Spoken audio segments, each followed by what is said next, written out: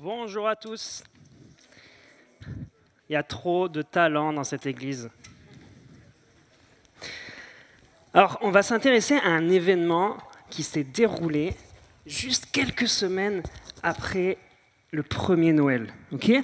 Jésus est né, et on est quelques semaines après, et ses parents, Marie et Joseph, ils vont aller à Jérusalem, ils vont aller au temple pour présenter Jésus. Ils vont amener avec eux 2 pigeons, parce qu'ils vont présenter des sacrifices de pigeons. Moi, je vous avoue que 2-3 fois, j'aimerais bien faire 2-3 sacrifices de pigeons aussi.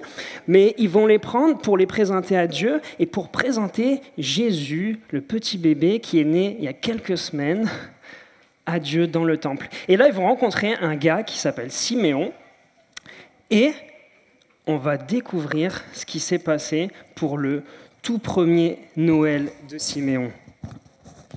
Alors, cette histoire, elle est dans le livre de Luc, au chapitre 2, et à partir du verset 25.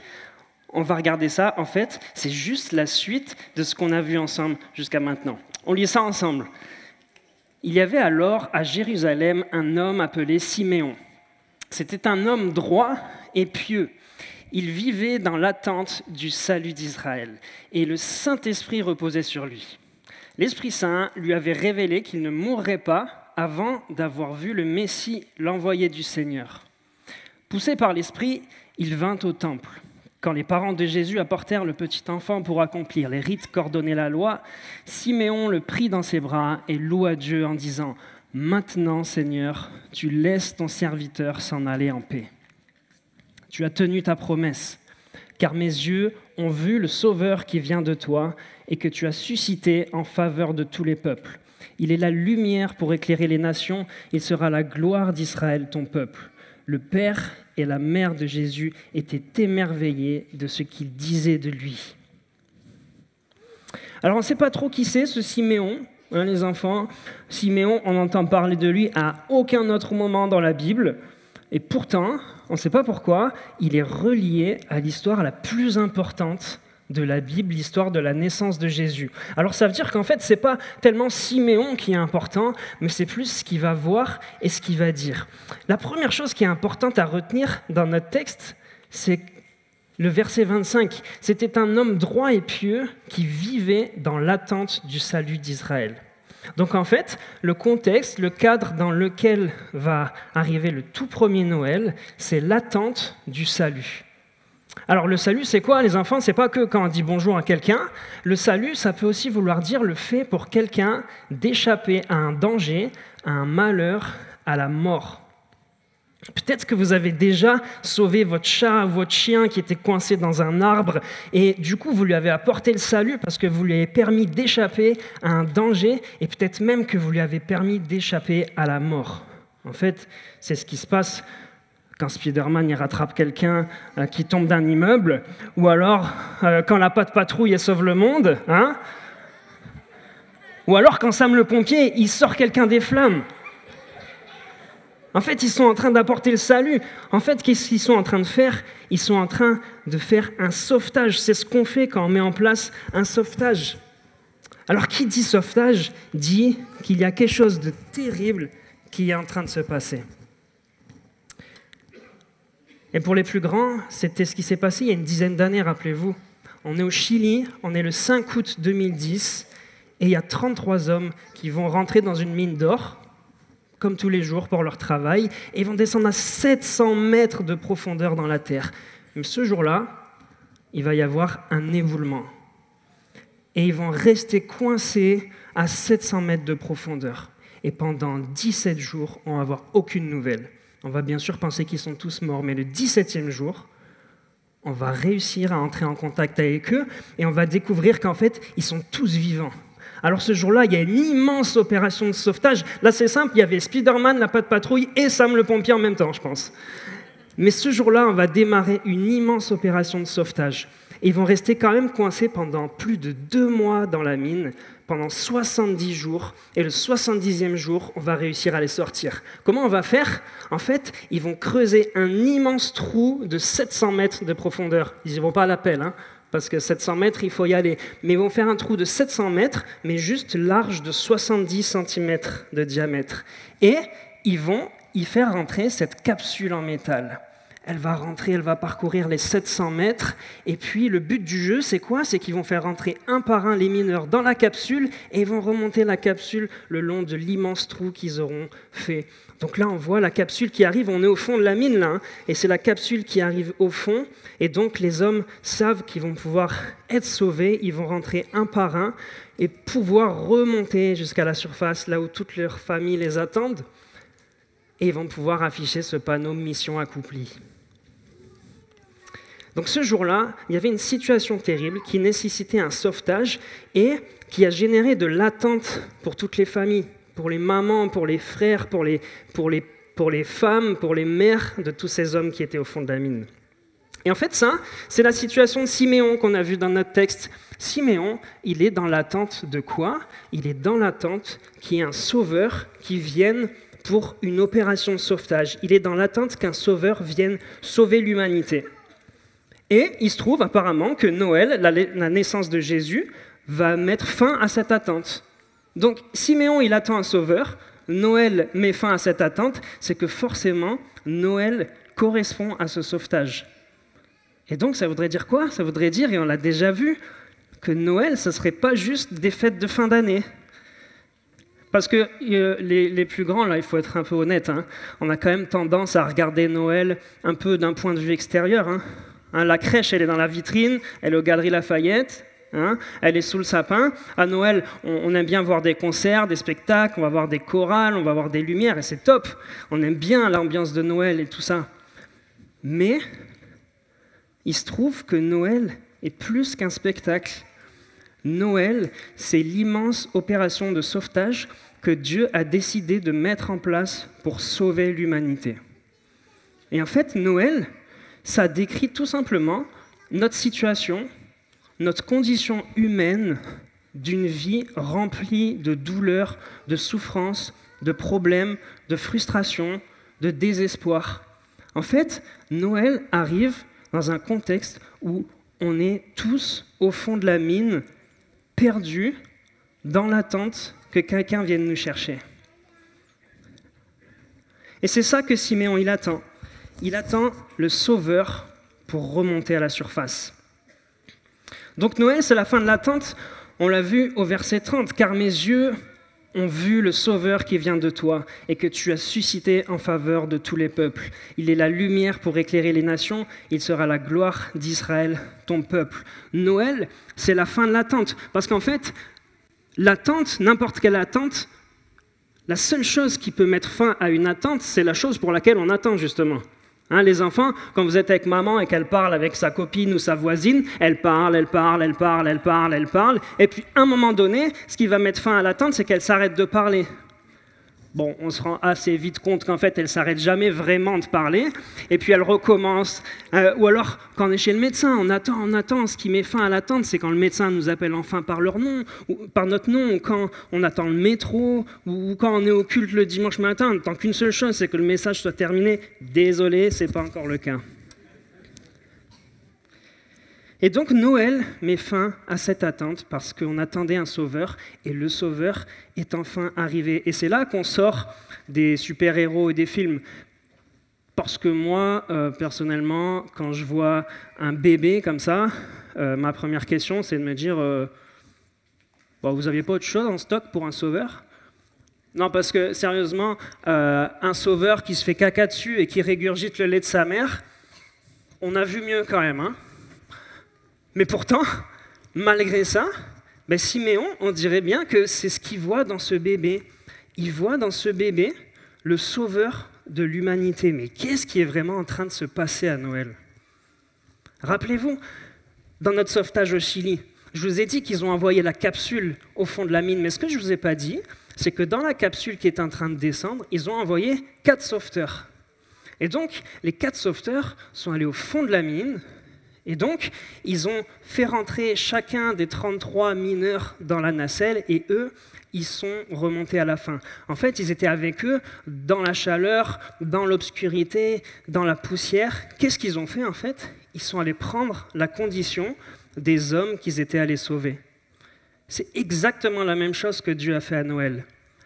Il est descendu prendre la condition des hommes, des femmes et des enfants qu'il était venu sauver. Voilà pourquoi un Dieu qui est glorieux, qui est à la surface, au soleil, dans son royaume parfait, descend au fin fond de la terre, s'incarner dans un tout petit enfant vulnérable. Parce que moi je me suis souvent posé la question, mais je pense que Jésus, quand il était bébé, il avait des coliques.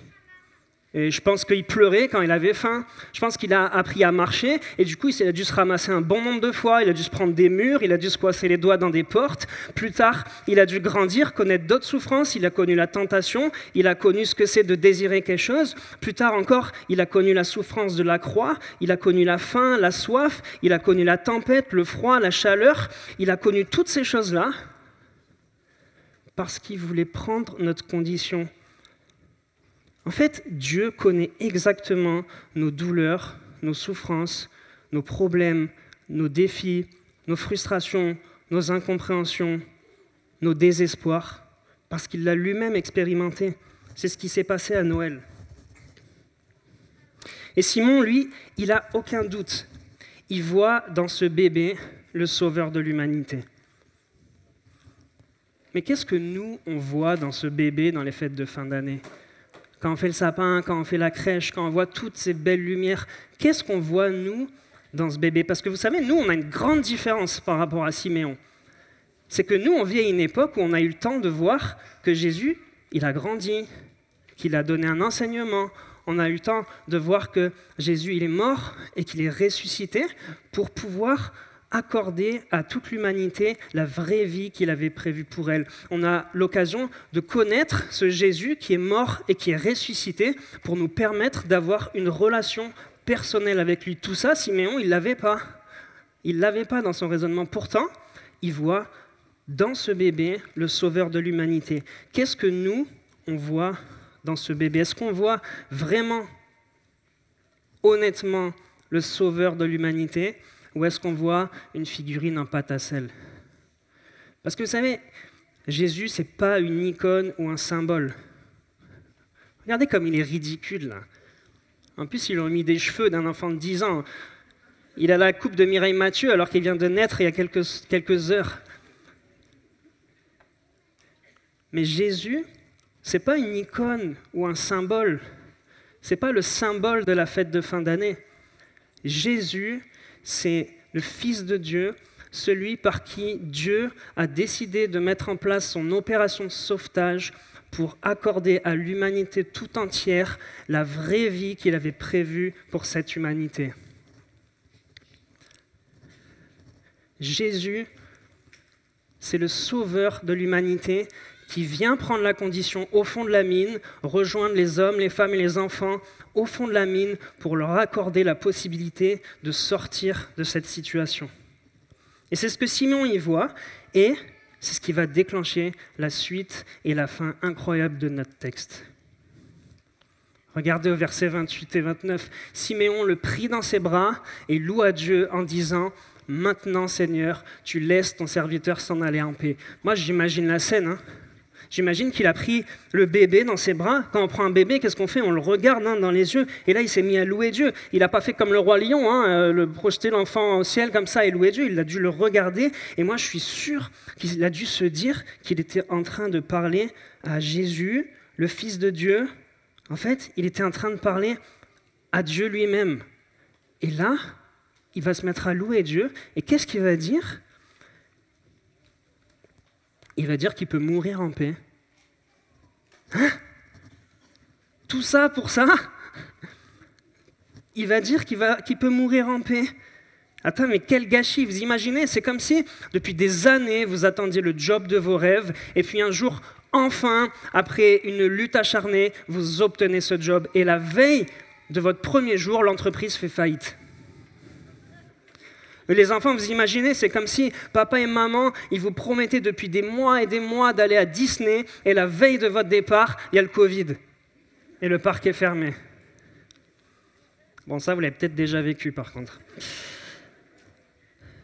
Mais vous imaginez, pourquoi Siméon, est-ce qu'il est si serein de mourir ? Pourquoi il est en mode tranquillou, comme on dit chez nous, là ? Pourquoi il est si serein de partir en paix ?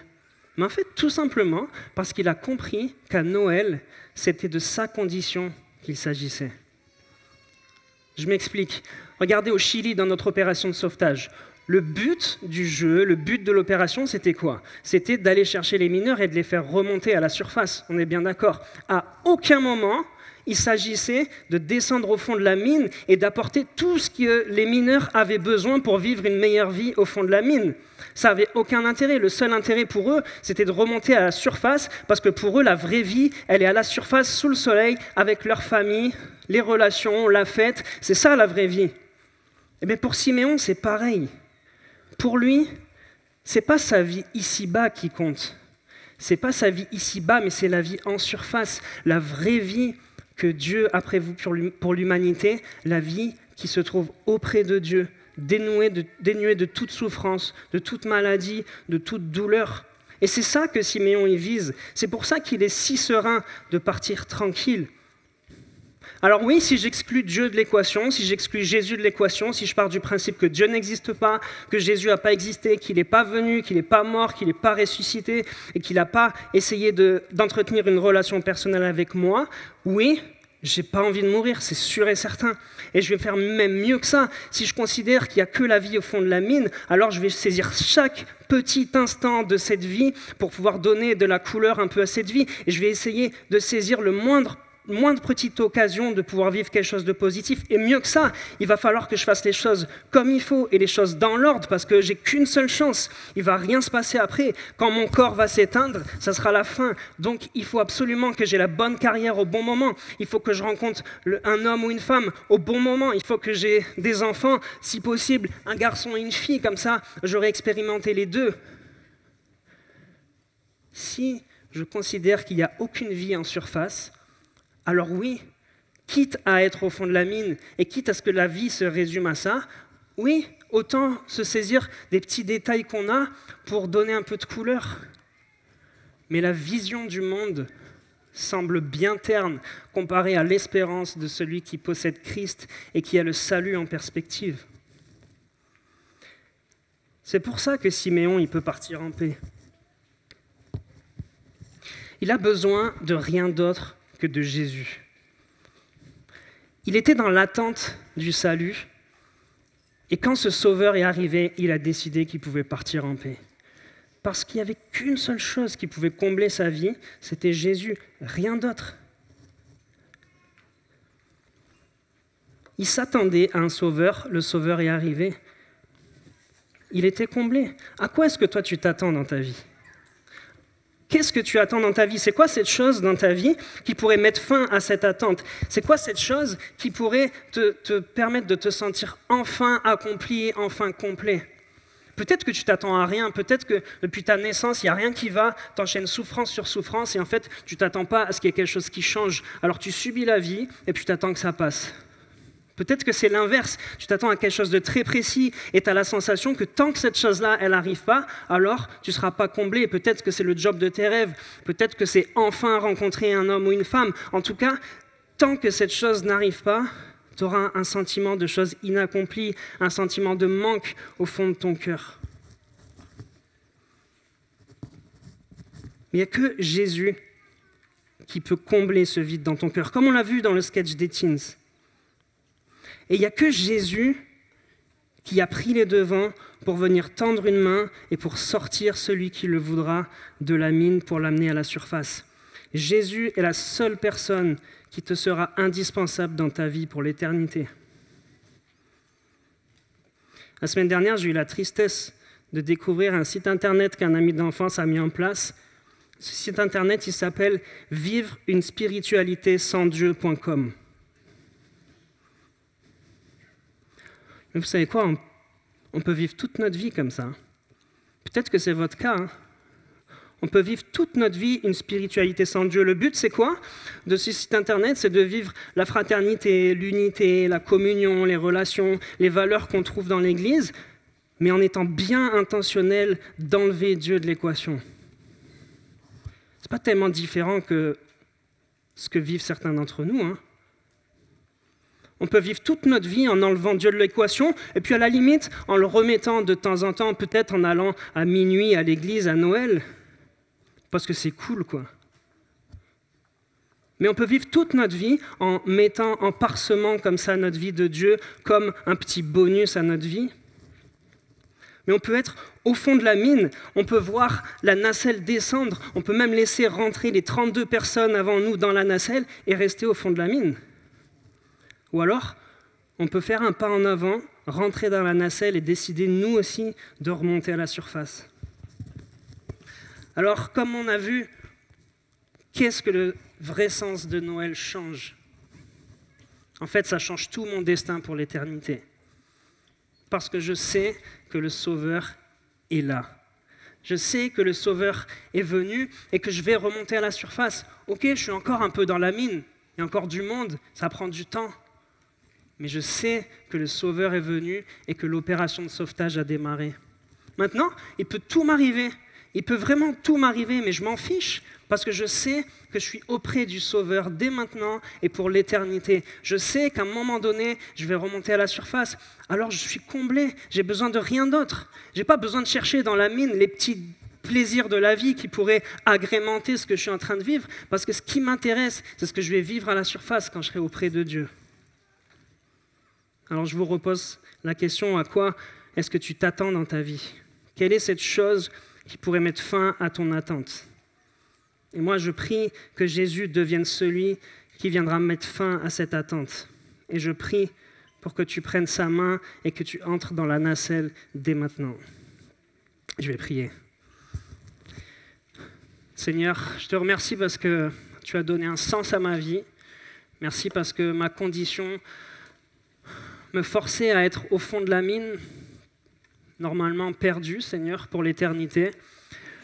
Mais dans ton mystère, tu as décidé de mettre ce Noël en place.